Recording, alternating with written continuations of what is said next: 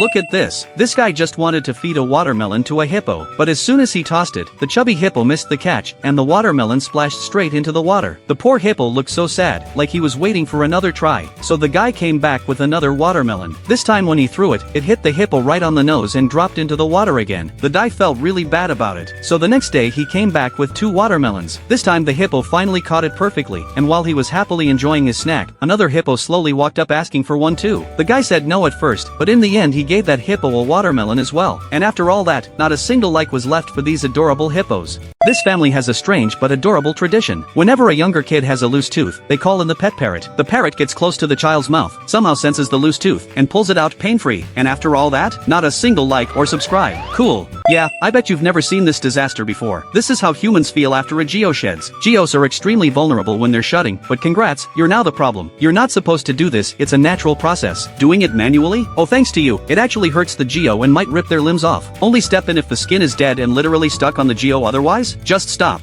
When these 2 dogs started fighting over a piece of meat, the owner did something unexpected. He didn't split the meat fairly. Instead, he tossed the smaller piece to the black dog, which made him very sad. The next day, the unfair owner gave them pizza. Once again, he handed the black dog only a tiny piece while the white dog got more. But the white dog noticed everything and decided to take action. At the next meal, he refused to eat and gently tapped the black dog with his paw, signaling that the black dog should eat first. From that moment on, whenever good food appeared, the white dog always reminded the owner not to be unfair. If you think he's a hero, leave a like. A stray cat mother cautiously moved over the slippery rocks, holding a halibut in her mouth. Normally, she would have swallowed the fish in one bite by now, but she didn't, because there were 3 hungry little mouths waiting in the crevices of the rocks. She couldn't run. The rocks were slicker than an ice rink, and one wrong move would send her tumbling. Worse still, a black cat was closing in on her, with a clear goal, her dinner. The black cat was relentless, its gaze demanding, either leave the fish and let me pass, or leave yourself. Suddenly, her foot slipped, and the fish fell. In that split second,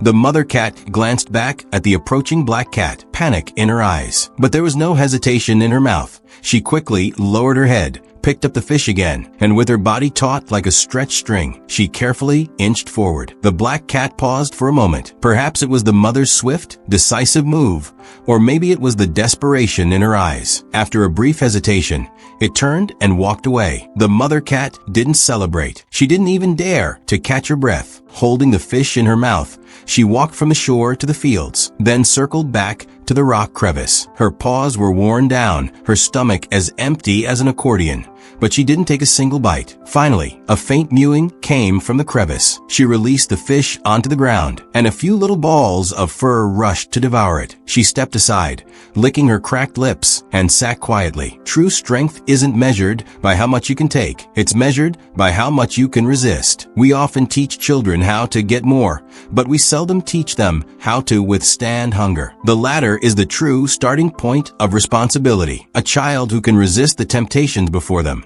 leaving resources for those who need it more, will never lose their direction, no matter where they go in life. On this square, a silent hunting plan is unfolding. A little cat has locked its sights on a pigeon on the ground. It lowers its body, creeping forward, eyes filled with concentration. But just then, a dog comes running over, not attacking, not barking, but just jumping around the cat, running in circles, distracting it. The cat glances up, seemingly a little frustrated, but quickly hunches back down, refocusing on the pigeon. The dog, however, won't give up. It keeps interrupting the cat's every move. Strangely enough, the pigeon hasn't flown away. The cat decides to remain still, thinking patience is key, and lies there waiting. The dog watches the cat, and then, as if copying, also lies down. But clearly, the dog can't hold still for long. Finally, unable to contain itself any longer, the dog dashes straight at the pigeon, and in an instant, the pigeon takes off. All the cat's waiting and preparation down the drain. This little cat-dog pigeon skit is oddly similar to moments we often experience in life. Some people plan meticulously, only to have their rhythm constantly interrupted by external distractions.